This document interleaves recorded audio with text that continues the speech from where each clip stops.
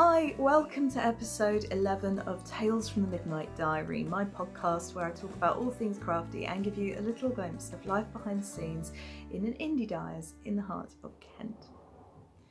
Welcome to those of you who don't know me. My name is Gemma. I'm the dyer, designer, tutor and purveyor of general nonsense behind the Midnight Diary, my indie biz from which this podcast and channel take their names. On this channel you will find my weekly podcast, which fingers crossed will return to being weekly, as well as tutorials and 2-Minute Tuesday videos, again making a return very soon. Everyone is welcome here. You are most welcome if you're joining me for the first time. Returning viewers, thank you as always. You guys make this so worth it, sitting down and having a chat with you each week, each month, each year, because we are rapidly heading towards the 4th podiversary. I'm recording this on Bank Holiday Sunday, the 30th of May, and in July, I believe, was the first recording of the podcast. I don't think it actually managed to get out until August, but anyway, around about that time we're going to be celebrating our 4th birthday. All the places you can find me, all the places you can get involved, new viewers, in our little community with all the shenanigans can be found just down there in the description box. Simply click the down arrow next to the title, I believe it is, on your computer or device, and you will find all the links right there. I'm on Instagram, I am on Ravelry, although I'm not very active at the moment, and we have a fantastic group on Facebook which is quite buzzy really, and a lovely bunch of people to hang out with. I also host weekly, or they used to be weekly, they're not at the moment, sip and stitch nights and coffee mornings via Zoom. So if you want to get involved with those, do drop me an email. Again, link down below. And a reminder to anyone who's not signed up for my newsletter yet, that this is your last chance to sign up before I send out the 2 free patterns. So yeah, that's all the admin over with. As I say, this is predominantly talking about the things I've been making and just catching up with you and sharing a cuppa and a crafty chat, which I hope you enjoy as much as I do.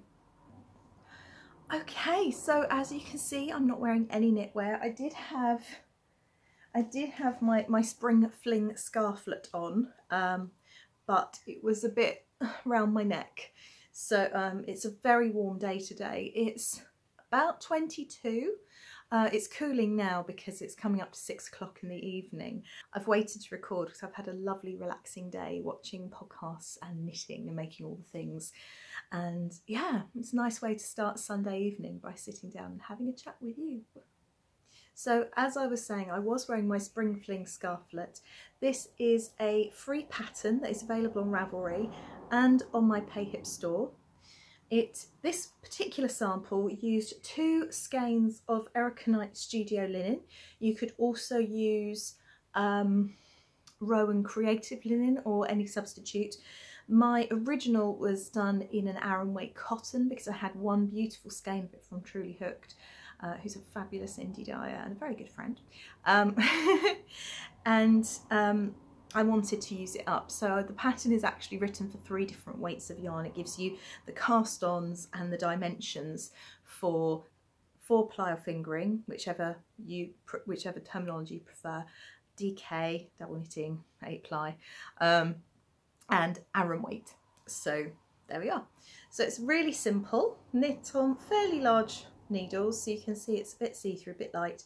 So it's garter stitch with the increases, and then you have repeating panels of lace with garter stitch to to break it up. And the result is something that you can fling around yourself in the spring or summer just to keep the evening breeze from your neck if it annoys you. And yeah, it's quite a nice thing, I think. Oh, I'm going to take it off though because it is warm today. I know it's much hotter in other places of the world, but we've had a very wet May here. I think until 2 days ago, it had rained every single day in May. You might remember from last week, in that one day, we had sunshine with blue skies, and then we had thunder, hail, torrential rain, and there was no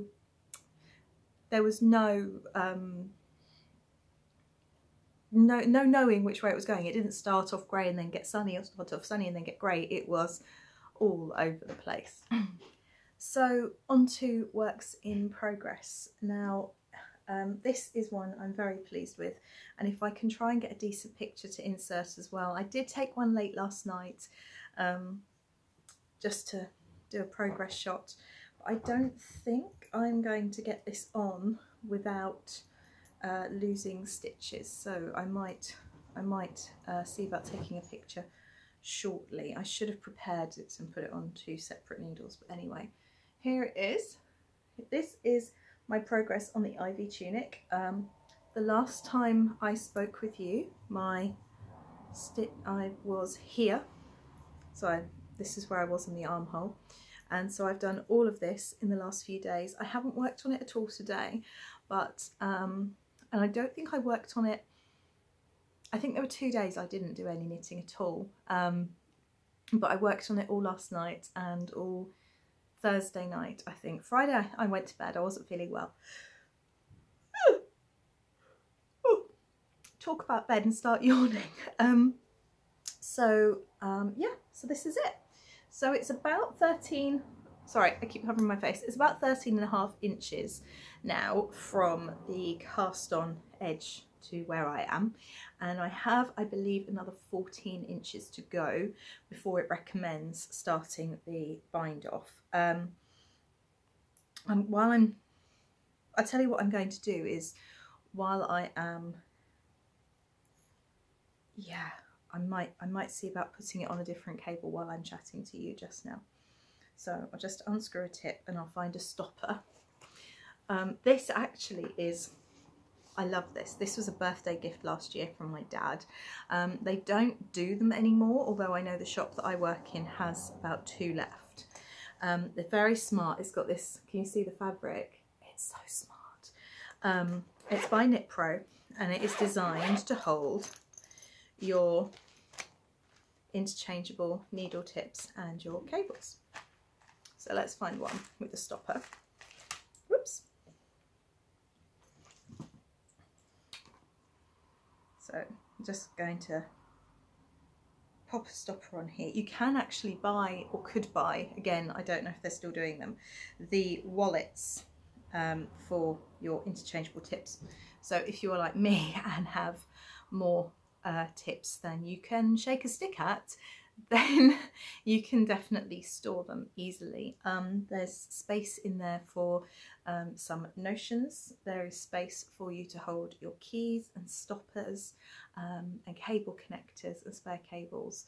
There are also some kind of slippy bits, for want of a better expression, where you can I keep my needle gauge. I have not had much luck with needle gauges over the years. I've long been in search of a really good one. The one I'm using at the moment is one I bought for work, because I do the product choices for my day job, and it looks quite twee, not really in keeping with my super smart needle case, but it's very useful because it's a gauge, ruler, and it's got you slot your needle tips in there. Come on, focus please.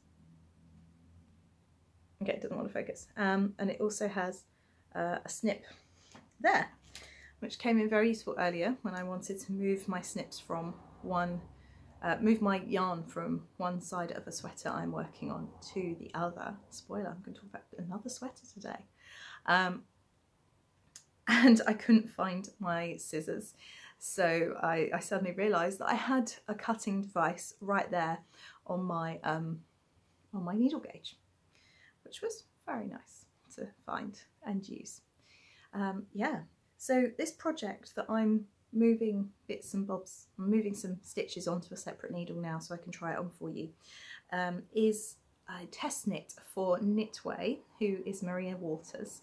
She's a very clever designer, and what drew me to this pattern was the simple aesthetic of it, because it is miles of stocking stitch, And sometimes you just need miles of stocking stitch.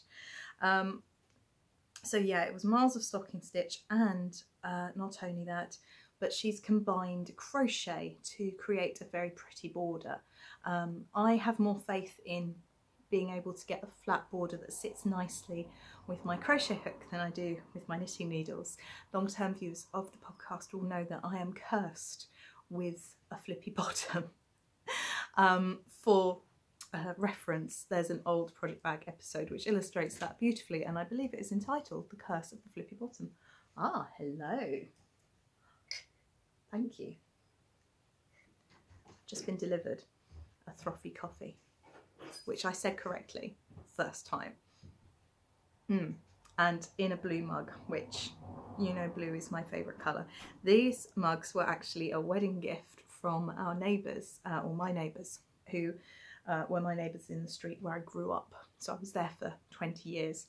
And we invited them to the wedding reception, and they very kindly gave us a set of 6 of those mugs, which I love. So yeah, it's a decaffeinated frothy coffee.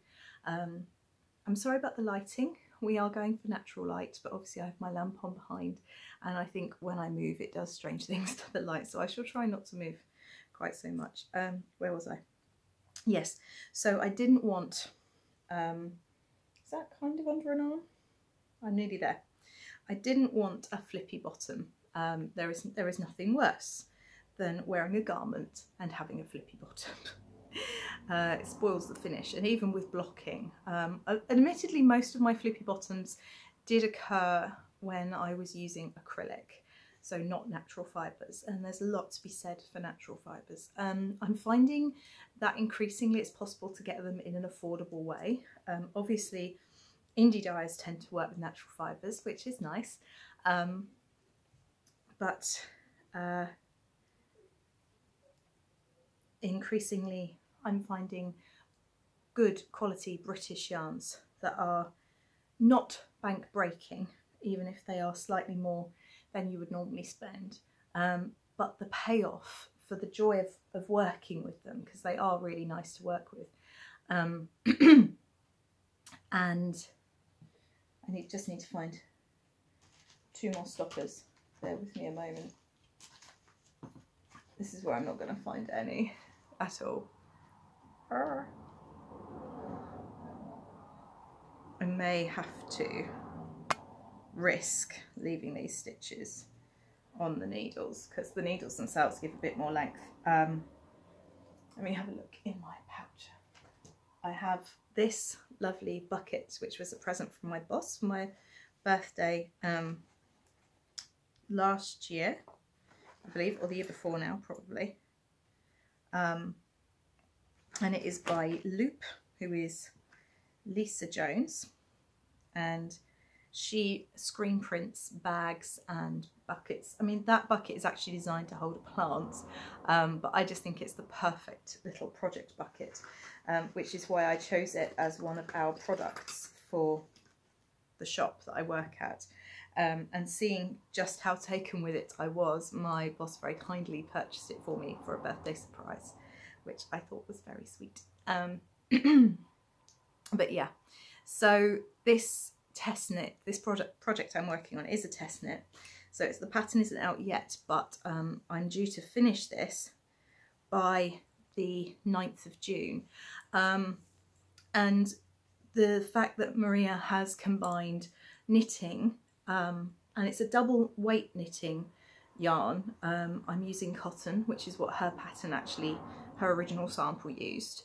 So it does go fairly quickly. The cotton I'm using is my own Pima Cotton Air base,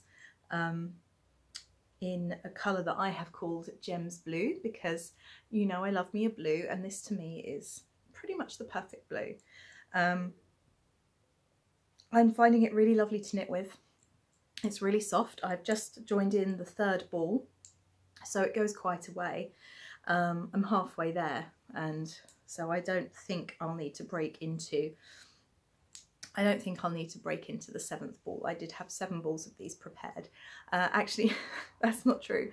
I had 7 lump of messes prepared, which my good friend Jules has kindly sorted out for me because they had a bit of a mishap when I was spinning them. So I'm going to pause you for a moment and pop it on and talk to you a little bit more about it. So this isn't something I would wear it over, although I quite like it at a cropped length. I think that's quite nice. It is flipping at the moment, but that's just because it's on the needles. So yeah, it isn't this. I wouldn't wear it over this. I'd wear it over like a vest. And here, where the V-neck is, it has a crocheted border, so it will give it a nice sharp V, which I think will look really attractive. It's meant to be slightly boxy and oversized, but as you know, it's not going to be oversized on me for very long. But that's what I wanted it for. Cotton, loose, nice fitting. And so yeah, I've made quite a bit of progress. If I hold my arm up, you can see my stitch marker. So I've done quite a bit over the last wee while. So by the time I've had another 14 inches on, it'll come sort of somewhere here. And it will have matching crochet details because the sleeves are kind of rolling in a bit at the minute. And it will have matching crochet details here and also on the bottom. So yeah. I have no idea if this is where you were before when we were talking. I've left it on for the minute. I'm going to take it off shortly. But it is, as I said, a hot day, and actually this does not feel hot. Cotton is very cool to the touch. It's very soft. My one concern about cotton is the carbon footprint. So I'm going to continue exploring other plant-based fibres. I want to dye plant-based fibres because I know that animal protein fibres are not for everybody. I take care with where I source my yarn from. All my merino is from a non-mulesing source, but I know, oh, an alarm. I know nevertheless that it's not for everybody. So I do want to dye yarn in a way that means everybody can access it. But yeah, we'll see. In the meantime, this is not a bad base to be using. So as I was saying, this is the Ivy Tunic by Maria Waters, and I love it. The deadline is the 9th of June. I think I should make that. I've been a little bit naughty though. Having made fantastic progress, I have actually taken the day off on working on it. I will show you what I've been working on instead. It is, oh look, a little pouch with stoppers. See, that's handy. That can live in here, in my little zippy pouch. This is the best thing, honestly. I had before I had my Knit Pro folder, I had, is it here? Do I have it here? Ah, yes. The case that my original interchangeable set came in. I got mine as a subscriber gift for the Knitter magazine. The Knitter magazine frequently does really good offers, and this was one of them. However, it only has certain sizes, and if you, like me, have a penchant for making all the things in all the sizes and multiple things that require the same needle length, you run out of space in that very quickly. But my friend, who is Lara's godmother, and will be Pip's as well, which is exciting. Pip is our nickname for little one at the moment. Where I've got duplicates of sizes, I'm quite sure I've got duplicates of all the sizes. I just need to go and find them in various projects. I'm actually going to put them together as a set for her because she has taken up knitting. It's going to be my not so subtle way of saying, I've knit for yours, you knit for mine. The only thing is, I'm not sure if I prefer short tips or long tips. I think I prefer the long tips. They come in two lengths. Hang on, right. So these are the short tips. Let's see, and they're color coded. So these bright blue are 4s, and these are 4.5s. And the long tips are not insignificantly longer. It's about 2 centimeters longer. I quite like holding on to that. I want to, oops, I want to teach myself continental knitting. I am, as you may or may not know, a thrower I'm very confused. Oh, that's the 3.75 from my other project that was also on the floor. I am a thrower and I would like to learn to flick because apparently it is faster. And I have lots of knitting projects to do and not much time. So my plan is to teach myself continental, and I think I might find that easier using a longer needle to start with. So I'm just going to go ahead and start building this while we talk. So it goes from a 3, 3.25, 3.5, 3.75, 4. I don't know which sizes I'm going to give her. I think I'll give her the short tips. Because long is my preference. And so I will get more use out of the long. What have I got here?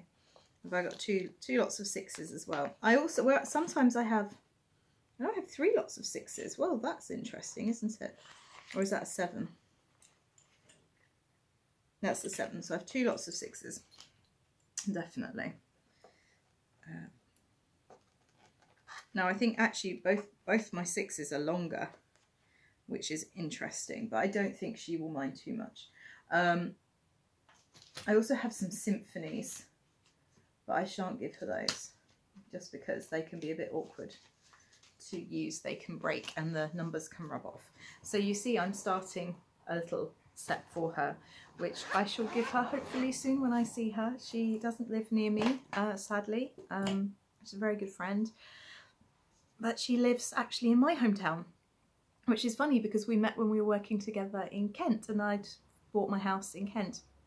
And when she was expecting my godchildren, she moved to my hometown and is now teaching in a school I know well, which is bizarre, but it's lovely because it means that when I go home, I say home, Kent is my home, but when I go to visit Lara or visit my family back home, I get to see her as well. Although at the moment we're like ships in the night. I'm going down tomorrow for a hospital appointment, and I said, let's do lunch. I can leave the dog with my husband, we can go for lunch. And she's like, no, I'm visiting my family because it's half term. So unfortunately, once again, we will have to wait to see each other, but it gives me a bit longer to prepare her gift.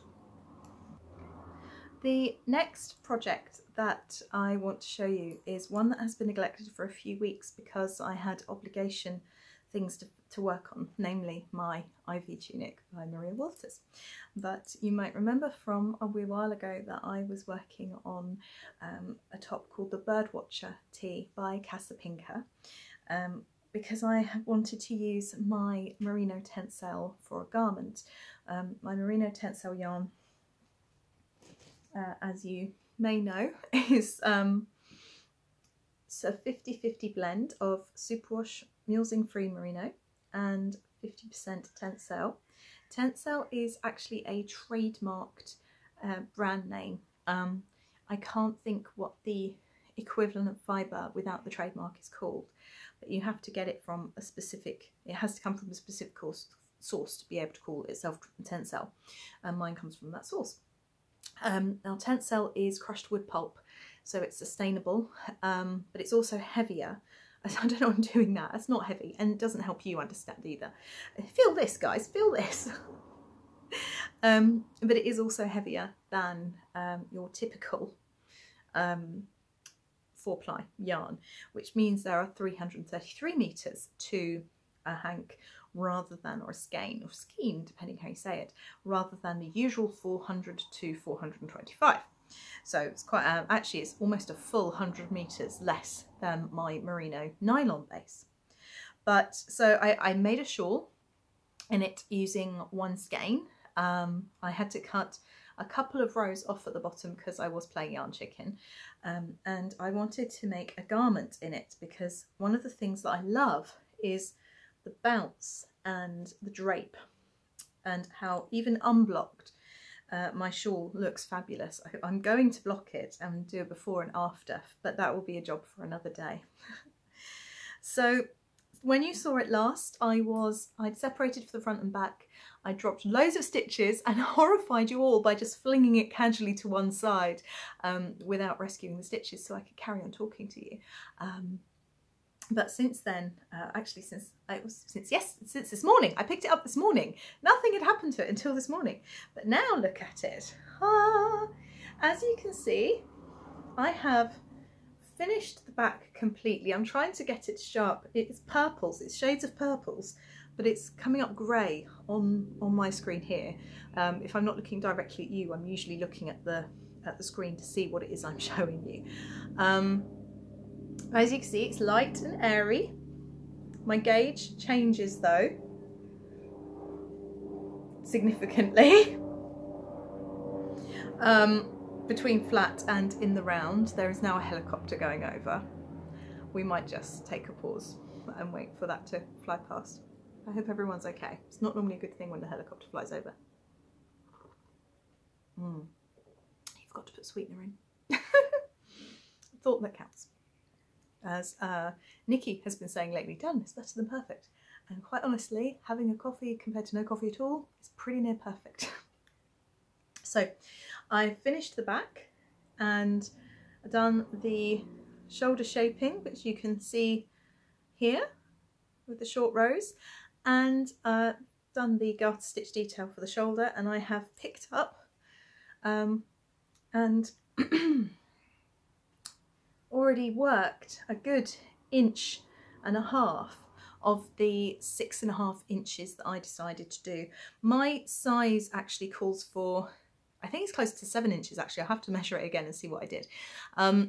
My size actually calls for just over 6 inches for the armhole, but I have larger arms anyway. I feel very uncomfortable in tight armholes or smaller armholes, and while I'm sure this wouldn't have been tight or overly small, I just wanted a bit more room, so I've extended it.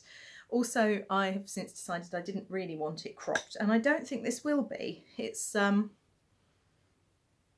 decent length. I think it will come to sort of, I think it will sit at the top of my jeans, which is a nice length, but here it is in all its glory.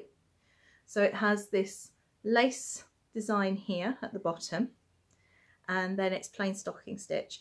I haven't alternated skeins. I wanted to see how the yarn actually behaved, and I'm really pleased because there isn't much in the way of pooling at all. I mean, you've got slightly broader stripes at the bottom, but there's not much pooling, and it's such an easy to follow pattern. I've learnt new things doing this pattern. I'm always amazed by how much there is to learn with knitting. For the longest time, I was perfectly happy with knitting my pieced items from the big pattern houses in the style that I've been taught by my grandma.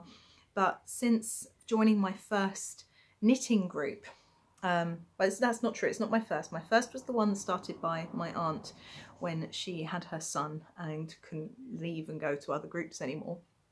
No, that's a lie as well. My first was one in a wool shop in, or yarn shop I should say, in Thundersley, I want to say, in Essex. It's Bodkins. It was run by the lovely Jo. It's since been taken over by someone called Sandy. And I used to go there on a Saturday morning. But when my aunt couldn't go on a Saturday morning anymore because she had a young baby, she decided to set up her own. So I wasn't really exposed to anything new at either of those groups. I didn't often see Jo knitting. I was taught, I learnt to knit socks from the first group, but everyone was typically knitting pieced garments in the kind of the English tradition, I guess, what we're used to in this country from the big pattern houses for years. So since moving to Kent and joining a local knitting group there, I've been introduced to the world of hand-dyed yarns. Thank you. I've been introduced to the wonder of circular needles. Now, I'd used circular needles before, but only for knitting like a big cabled Aran blanket. It never occurred to me to use it for everything I did, and I don't use straight at all anymore. I just love my circular needles. As an aside to that, interchangeable needles, plus knitting in the round, it's just been a revelation, and I'm loving soaking up every little morsel that I can learn. So short row shaping with wrap and turns is something that I found quite tricky to do. Again, short row shaping isn't something that I've come across until the last few years, despite the fact that I've now been knitting for 29 years. It's amazing how you can just go in your own tradition with what you're used to, and basically if it ain't broke, why bother trying to fix it attitude. That's not to say I was like reluctant to come across anything new, I just wasn't aware of it. So yeah, so here we are. It's bottom up in the round, and what I've learned is short row shaping with German short rows. I'd done the wrap and turns, but I always found them really messy, particularly when I finished them. I often ended up with a loop. And I feel really bad now because I've learnt this today and I was helping someone in my day job. People out on a Sunday on their bikes. I try not to worry too much about traffic noise. I live on a fairly quiet street. I mean, it can be fairly busy on at commuter times, but at the weekends it tends to be fine. Normally you can't hear the traffic too badly, I've learnt over the years, but those really noisy mini motorbike type things, you can hear those. Anyway, look how neat that is. You can't see them at all. And the tutorial that Knitway provides is actually a link to a YouTube tutorial by, I believe it's New York-based yarn shop Pearl Soho, which happens to be one of my favourite yarn shops I've never visited. One day I would love to. I believe my boss has been there and she just loves it. And that's certainly something I would like to visit one day if I get the chance. So I will put the link to Pearl Soho's YouTube tutorial down below. It's not one I will do a tutorial for because I have learnt directly from them, and so it's only fair that I send you to them to learn. Yeah, I don't even know if I'm still an expert. There's still a little bit of bagginess to the stitches, but generally I'm really pleased with how neat that is. And it wasn't scary at all, and the tutorial was great, and I'm really pleased to have learnt it. So I'm not going to say when I'm going to have this finished by, because I have learned that, I think I said like 2 months ago, oh, I might have this finished next week, I might be wearing it. Not necessarily. But I tell you what I've been doing lately. Have I any other whips to talk to you about first? I haven't put a dent in my brother's baby blanket. The only other thing I've done that I can talk to you about is my jumper for Pip. I said I don't use straight needles. I couldn't find, no, I'm lying to you. I had lent my 3.25 interchangeable tips to my colleague who wanted to cast on for a shop project.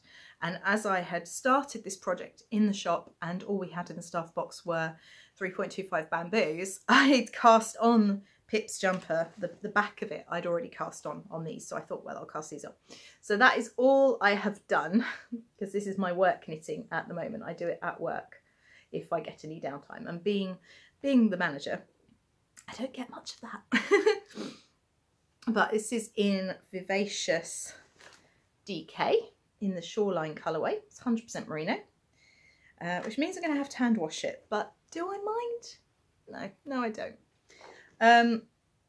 So yeah, that's it really. Just two sweaters that I have been working on. The other thing is, can you see here? I have the most beautiful flowers. The lamp is kind of in the way. There we are. The most beautiful flowers my lovely friend Debbie brought me at work yesterday, which are just, they're so pretty, so pretty. Yeah. So what I've been doing is, do you mind if I knit? Can I knit with you? This isn't something I typically do, but I would quite like to knit with you. How do you feel about people knitting while they're talking to you on their podcasts? I'd like to know. I've got some acquisitions to share with you, but before that, I'm going to talk to you about what I've been doing the last few evenings and all today to enable me to make such good progress on these garments. I'll just do the first few stitches, then I won't have to look down anymore. So I found myself increasingly getting sucked into scrolling on social media, and some of them I found the effect to actually make me quite angry and quite upset. And I know it's a luxury that we can choose to switch off and control the effect it has on us, but it was making me quite unwell. There have been some things, for example, Ashley Kane and Safia, who are Azalea's mummy and daddy, had her funeral. They're very famous. I'm not sure what Ashley Kane is famous for. I've become aware of him because of Azalea, but as a result, their baby girl's death has been quite high profile, and everyone's got an opinion, and it's like, everyone's got a bottom doesn't mean we need to see it or share it. And the thing is, some of the opinions, you think, okay, but what's the benefit of sharing these other than to hurt the people who these opinions are about, or, you know, for? And so I've been wading in and educating. That sounds very pompous, but I have been, because I've been sharing my lived experience and, you know, how they choose to mark their daughter's day. I couldn't say the word funeral for years, but how they chose to mark their daughter's day is not a measure of how much they loved her or whether they're grieving enough, but it's deeply personal. So anyway, I found myself reading all these comments, getting sucked in, and I've also found it quite painful, because it was bringing back memories of the planning of Lara's day. So anyway, that and reels on Instagram. I mean, talk about one extreme to the other. I've been really sucked into watching reels. I particularly like the dancing ones. There's a girl called Taylor, who is Taylor That Dancer on Instagram, and she's one of these dancers that can isolate almost pretty much every muscle in her body. It's utterly incredible. And I know isolation is hard, because I used to do ballroom and Latin American dancing, and you had to isolate parts of your body, and to do it effectively is really tricky. But to do it to modern dance beats and have different things going on simultaneously and holding your head completely still, and she's just mesmerising to watch. Very, very talented.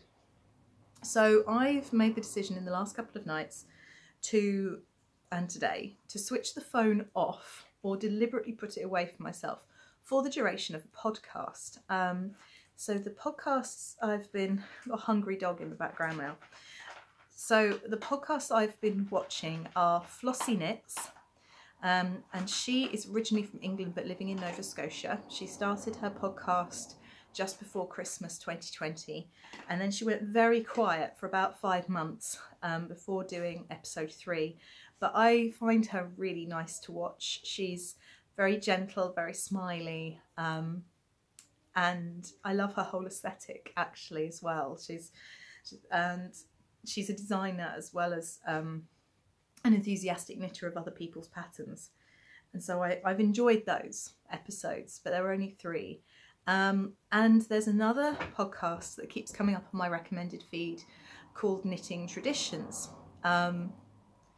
And I watch lots of podcasts, so I've kind of avoided it, thinking I don't really need another one, but I was enjoying myself so much watching Flossie and knitting, and I just wanted, hello, are you going to come and sit with me?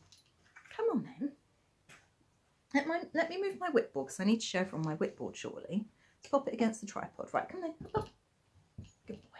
Right, so Magnus has just joined me, not on screen, but he has just joined me and curled up. He's been for a walk with my husband. Her name is Inga. She is Norwegian, and she has studied abroad. She's a doctor, and she is now back in Norway, living and working as a doctor. And again, her podcast is just so lovely to watch. She's a very prolific knitter, and I was thinking, you know, she works so hard. After I watched the first episode, she works so hard and yet somehow produces these wonderful things. And I should be able to be more productive. I'm not saying this as in a, oh, I should be like that, you know, because comparison is the thief of joy completely. I said thief correctly. I've never been able to do that. I've always got the F and the TH the wrong way around. And I thought, well, part of the problem is that I never switch off from the day job. If I'm not switched off from the day job, I'm worrying about the night job, the Midnight Dyery. And especially in the last sort of 12 weeks or so, I've been so tired that I just haven't wanted to do anything. I've been going to bed at silly o'clock. So I thought, well, her episodes are about an hour long. So I'll make sure I put my phone aside and do not look at it for the duration of this podcast. And I'll sit and knit for a while. And it's just been absolutely lovely.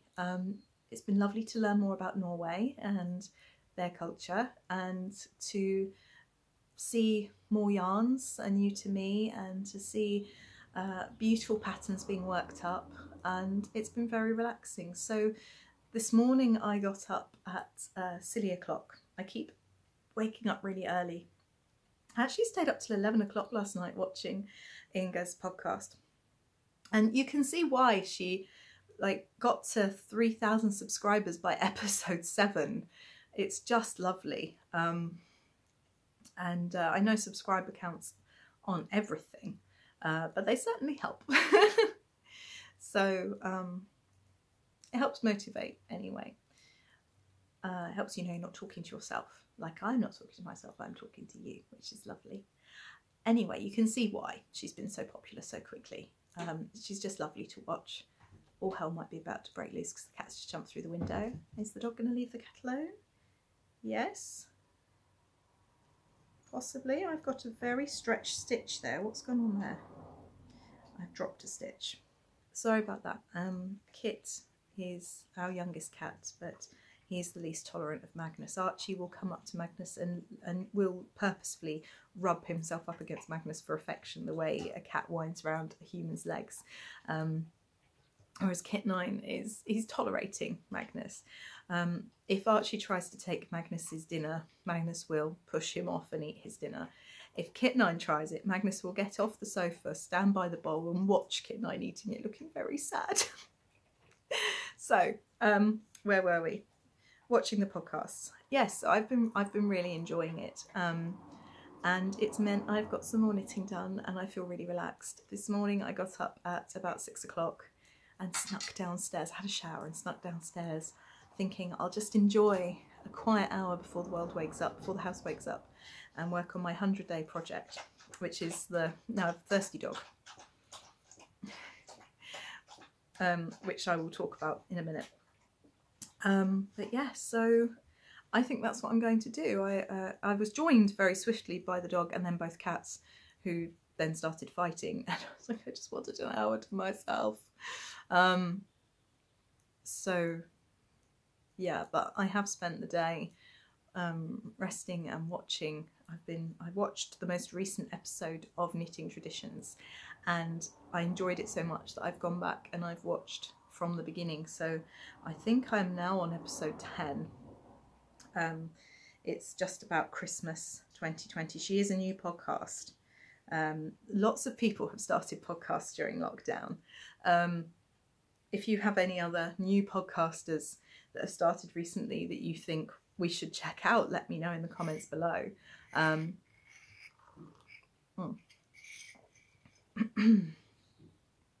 But yeah, and I've really enjoyed it. I've spent the whole day basically watching those and knitting and feeling really truly rested for the first time in quite a while. And the result is clear. You know, I've done all of that on my Birdwatcher. I've made loads of progress in the last few days on my Ivy tunic. So I think I might be having to go to work tomorrow. It is a bank holiday, but I would normally work on a Monday from home. And I think I want to go in case people are being touristy and want to come in and visit the shop. But I will see. I'll see what the weather's going to be like. and if it promises rain, I might not go. I might not open it. I might stay at home and watch more podcasts and knit. But yeah, so that's very lovely. Sorry that I have to keep chopping and changing position. It's actually because I only have a certain amount of memory available on the phone I'm recording on, so every 20 minutes or so I have to go and move the files over. Last time I said I had some acquisitions to share with you and I forgot, so I'm going to share those now. This I forgot just in the excitement of everything else. It's not because this isn't very exciting. This arrived. It was actually sent to me a while ago, but I missed it, and our local sorting office, where we have to go to get our parcels if we miss a delivery, was keeping very strange hours because of a staffing issue, possibly down to COVID. So I kept missing it. But I went and opened this package and I was beyond thrilled to discover this exclusive Perth Festival of Yarn bag created by Sokan Joe, using the Perth logo, fabric commission just for this. It is utterly ginormous, and it was a birthday gift from Joe and from Eva, the director of Perth Festival of Yarn, because they'd known that I'd quite wanted one and hoped to get one for my birthday, and it didn't happen, and they sent me one for my birthday, which is just so very kind. I don't know if there's still any bags left, but the monthly market has exclusive products from dyers and makers like myself, exclusive to Perth Festival of Yarn, that and the market is open the last weekend of every month.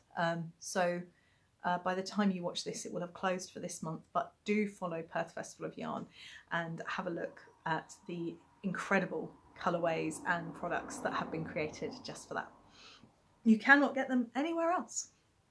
So acquisitions, I was being nosy, having resolved not to buy any yarn, because obviously I spoke before that my creative space is now going to be a different room, and so my yarn storage has shrunk significantly. I've currently got 5 boxes of yarn under my bed, but there are others that don't fit, and where am I going to put my boxes of winter wear that normally live under my bed? I will deal with these things. So I wasn't going to buy any more yarn. I've worked out I can't de-stash anymore because every skein I have now has a story. I don't know if that happens to you. They're tied up with memories, or they're gifts from treasured friends, or I have plans for them, genuine plans for them that I really, really want to see through. However, I was having a nose at Sharon's de-stash. She is SCR1TNO on Instagram. I believe she has a podcast, and I'll have to ask Sophie all the details and I'll pop them down below for you. But she's a lovely lady, and she was having a de-stash, and I saw this. I had no business looking, but I saw this, which is from Nora George Yarns, and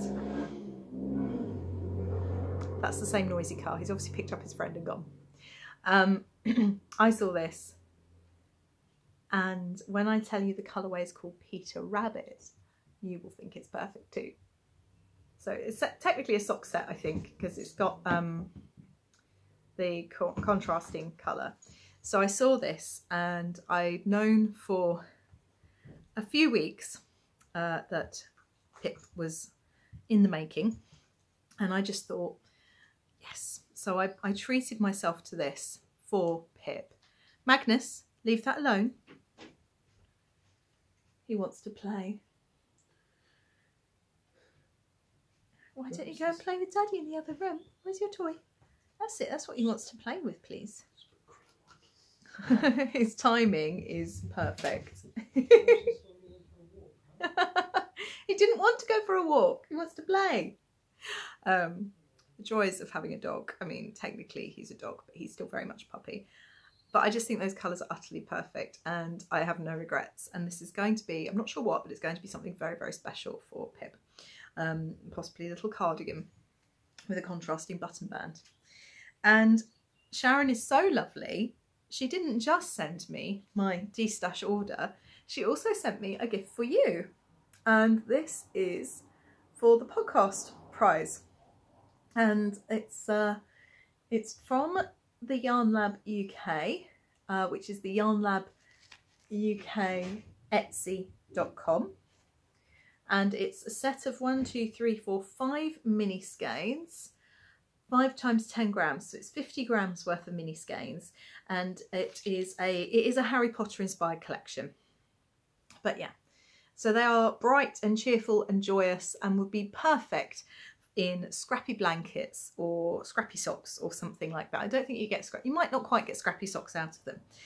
It's a high twist and it's merino nylon, I think. Yes, 75-25 superwash merino nylon, and it's a high twist.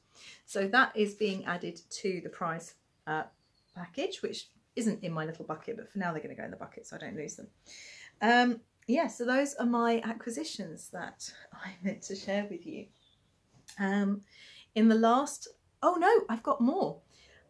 No, I'm going to wait and show them all to you in a few episodes time. The one thing that I've allowed myself this year, yarn buying wise, because I have such a wonderful stash of indie dyed yarn and I want to use it and showcase that I'm using it, and you know, much like the Midnight Make Along is giving me a real thrill because it's showing people what you can make with my yarns. I want to do the same for my dyer friends that I've bought from over the years. But the one thing I've allowed myself is Truly Hook's Blanket Club. So every month I get a parcel of yarny goodness, 2 skeins, 2 50-gram skeins I believe, of double knitting weight yarn in 2 different colourways. And I think it goes on for, I want to say 10 months. So yeah, it's an investment. It's £250, you know, overall, I believe. I think it's £25 a month. I can't remember. But you will have enough to make a gorgeous blanket, or what I might do is copy what Sophie's doing and fade a sweater or a cardigan in them. And whatever I've got left over, I'll make into something else, a cowl or something. So I'm going to wait until another couple of months have arrived and then I'll really start planning what I'm going to do, and I'll share it with you then. But know that that's coming and it's gorgeous. So I teased my whipboard last episode. I said it was returning. Thank you to Sophie for kind of pushing me into it slightly. We do send each other down rabbit holes in the Sip and Stitch groups and the Coffee Morning groups, so you'll need your wits about you to avoid falling into them if you join us. And please do. We've been welcoming new members lately. It's been so lovely. Yeah, so my whipboard 2021. Actually, everything fits on here, and there are only blankets don't count. They are long-term works in progress. So I've got 1, 2, 3, 4, 5, 6, 7, 8, 9, 10, 11, 12, 13. I have 14 projects, 3 of which are blankets. So even, oh, there's glare, even having had a bit of a cast on sesh in the last month or two, or last month, I've still not got that many. The Ivy Tunic and Birdwatcher are making really good progress, as you've seen. The honeycomb blanket I showed you last time. So I think I'm going to be wiping a few of these off fairly soon. So yeah. I certainly don't think, I can't quite imagine how I used to fit 30, 40 whips on here. I certainly don't want it any more full than that. But Stash Dash has started, and I've managed to get my Thursday night knitting group kind of into it, although it's being hosted on Discord, and I don't think any of them have used Discord before. I certainly haven't used Discord, so I'm going to ask my husband to train me on it so that I can let everybody else access it. But Ros was about to cast off a sweater. I was like, no, you mustn't cast off until tomorrow. Got to do a couple of rows in the cast off tomorrow, because then it counts for Stash Dash. Those of you who don't know what Stash Dash is, it's an annual event run by Leslie and Laura of the Knit Girls. I always say girls deliberately because it's got 3 L's and it's the only way I remember. The Knit Girls podcast. I think this might be its 7th year. I'm not sure. Amy would be the one to know.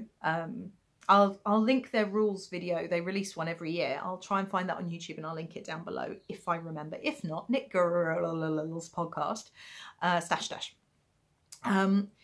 The basic premise is that Laura is a school teacher and her making time is pretty much restricted to the 3 months of the summer vacation they get in the US. And then you don't have to tiptoe, it's fine. I have a ninja husband. But I spotted him. So is he really a ninja? Sophie, you're not the only one with a ninja husband. He's trying to keep the dog entertained while I talk to you. // that's where I was. Let's drink my coffee before it goes cold. It's good coffee. Albeit decaf. It's good coffee. I think I might knit some more. If you're okay with that, I will knit and talk to you. I'll just try not to drop any more stitches. Yeah, so the premise is that most of Laura's knitting time takes place in those 3 months. And it was a race or a dash to get through as much of her stash as possible to really make the most of her knitting time. And so // was born. It's meant to be a bit of fun, but it does get quite competitive, especially if you're the Amy Florences of this world. And she hasn't told me yet what her goal is for this year. I'm going to message her later and see if she'll tell me. I don't know, she tends to play her cards quite close to her chest, although I did find out last time. So yeah, you basically knit through as much of your stash as you can in the 3 months that Laura is off work for vacation. Now, it doesn't mean you have to knit projects from start to finish. You can have like a few rows and a bind off left of a project, but the point is you're getting it finished. And if you do the few rows of the bind off, of a project, I mean, it's got to be about that. You can't just like have 3 stitches left to cast off, because that's massively cheating. I mean, they're fairly liberal with their rules, but still. Then you get to count the entire meterage or yardage of your project. And you can, if you have a circular sock machine, you can count the yarn that you crank. If you have a spinning machine or a spinning wheel, I say spinning machine deliberately because the rise of the electric spinning wheels is a thing. There are lots out there now. I'm very, very tempted to try one, but we'll see. Yeah, so if you spin fibre, you get the meterage for the fibre that you've spun, so how many meters you end up with. And then if you work with that fibre, you get the meterage again, which is awesome. What else? One of my friends had an accident. She caught her sleeve of her boxy on a door frame and had to rip back the cuff. Now, bearing in mind this boxy had already been entered for a // a previous year, in the fact that she ripped back the cuff, re-knit it, got to count the entire boxy again.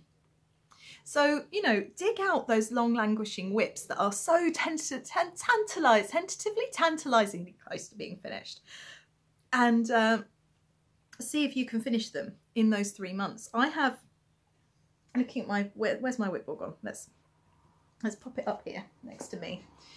You can't really see it, of course, now, but let's kind of, you probably don't want to read it still. So my marred rainbow blanket, all I need is a skein of undyed 4-ply yarn to finish that, to be able to carry on knitting it. And I keep buying undyed 4-ply yarn, and then I keep forgetting that I need to keep one for myself, and I keep soaking it to dye. So that's not really working. Hello, puppy. Hello. Yes, I'm still talking. I know. I should be playing with you. He's been not really interested in me all day. As soon as I'm unavailable. Yeah, so the granny stripe, that's never going to happen. I would have to literally work on nothing else. So that is going to be for next // next year. Honeycomb blanket, you know I'm halfway through. So I'll weigh that, but that's going to be like 300-400 meters. Dad's peacock socks, I've got 1 done. Playground socks is a sample. I've got no excuse not to finish that. The Ivy tunic and Birdwatcher should definitely be finished within that time. I mean, we know the Ivy tunic's got to be finished by next week. And of my shawls, Slip Extravaganza is ginormous. It uses 5 skeins of yarn. So that's 5 lots of 400, that's over 2,000 meters of yarn. So that is a really good entry. But I'm going to be at the point, someone commented in the last podcast, I believe it was Jennifer. Hi, hello. Sorry if I'm attributing the wrong comment to you, but you did comment. It was a lovely comment. I believe it was Jennifer said, wait until you get to when it's 900 plus stitches and each row takes over an hour. Yeah. So, but the Tulamine is something that's been on the needles for the longest time, since I went to my first ever Perth in 2018. I'm determined not to let it get to Perth 2021 without being finished. So, I'm in good nick for taking part in Stash Dash this year. I'm in pretty good nick. I don't know if I'll nail my colours to the mast and say how many thousands of metres I do. I think I would like to aim for 5,000 metres. I think that's probably doable. I'd like to aim for it and smash it if I can. But bearing in mind I don't have a lot of time, I haven't had a lot of mojo, and I don't know how my mojo is going to cope over the next 3 months. And I don't have a spinning wheel or a sock machine. I did try seeing a couple of years ago if I could count the socks that Amy had cranked for me on her machine. If I put the heels and toes in and then they're finished, do I get the meterage? Doesn't work like that, unfortunately. That was a loophole too far.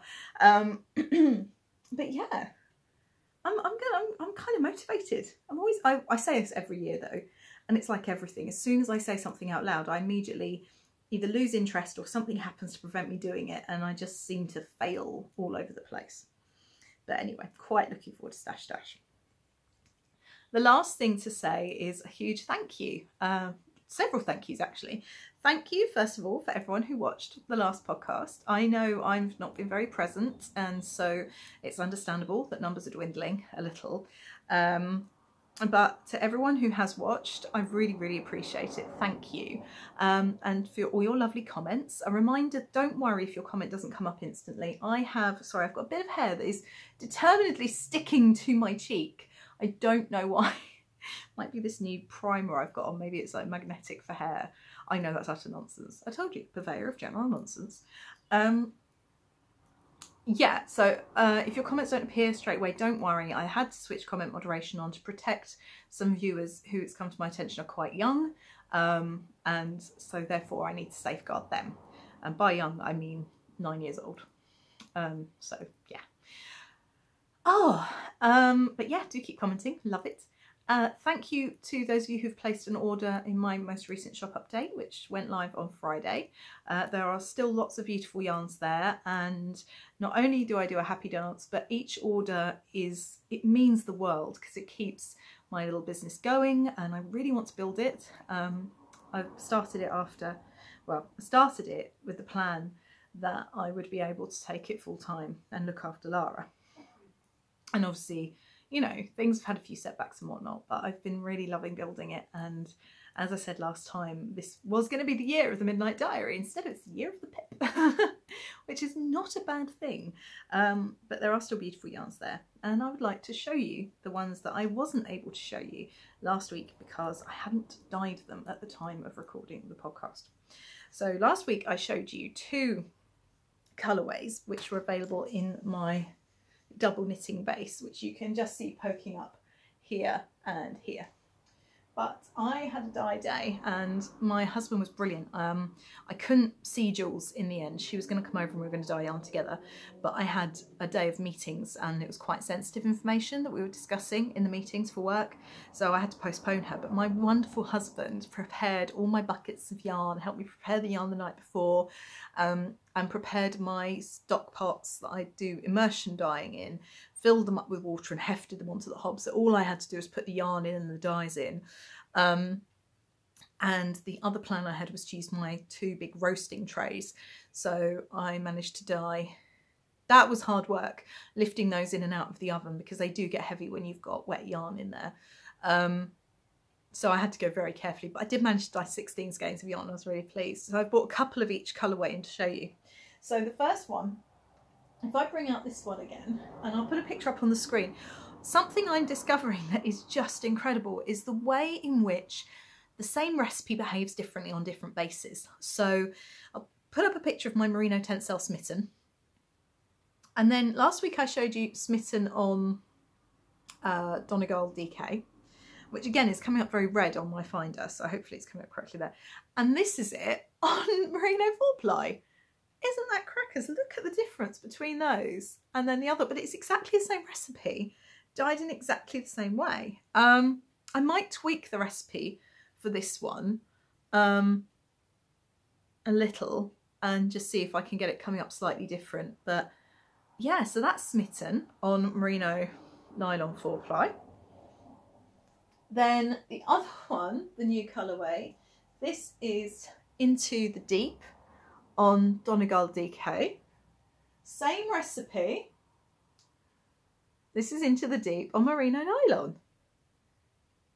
Oh, look at the difference. It's crackers, utterly crackers. So again, I'm going to have a go at doing a more saturated version of this on the Merino nylon. So this might be Into the Shallows, and then its sister colourway might become Into the Deep. But at the moment, this is Into the Deep on Merino 4-ply. I just love how amazingly different it works depending on what the fibre content is. The timings, the heat, everything. I wrote everything down very scientifically and did it to the letter again. Yeah.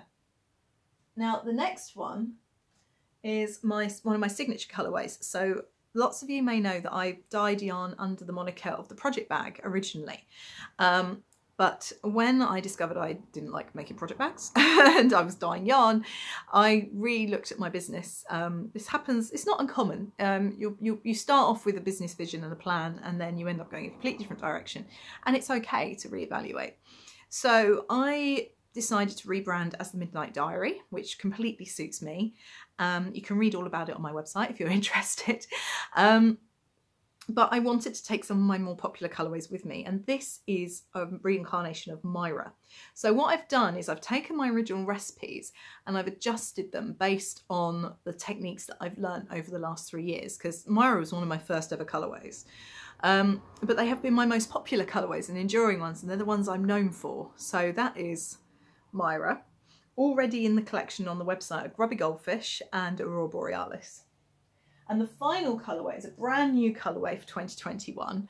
I've been feeling really creative. And this is my favourite. And actually, I've only got these 2 skeins left. It went really well. And this is called Babacom Beach. And it's blues and browns. The brown is kind of a chestnutty colour. It's not really showing up too well here. I don't know how it will show up in the thing. But yeah, you can see the blues and browns. And when it came out, it just reminded me of the sea and the kind of clay cliffs at Babacom, which is an area, I think it's in Torquay technically. I think it's like a small area, like Shoebury is technically in Southend sort of thing, the borough. But it's where my husband's from, and where we used to spend a lot of our time, you know, pre-COVID. Every time we both got some annual leave together, we would go and visit, and I just loved walking along the seafront and spending time by the beach. But yeah, so Babacom Beach on Merino nylon. That's the only base it's available on. So all of those beauties and the promised mini skeins, mini balls, are in the shop now. I'm going to do a post office run later in the week. So, sorry, excuse me while I just arrange my yarn back in its basket. I've left 2 out, never mind. So if you would like to place an order, then feel free. And if you've already ordered the Cozy Box for June and want to add to your order, just use the code COMBOPOST, all capital letters, and it will save you on postage because I'll post them all together. If you have any questions for me, anything you'd like to know, then do let me know. Feel free to comment below. Is there anything you'd like to see in future episodes? Did you mind me sitting and knitting with you for a bit? Was that okay, or was it distracting? I hope I kept up the patter smoothly enough. And yeah, thank you very, very much for joining me. This has become a long episode, but I hope you don't mind. And I will look forward to seeing you very, very soon. Enjoy the rest of the bank holiday, which you will have hopefully enjoyed by the time you watch this. And yeah, I'll see you next time. Take care. Bye.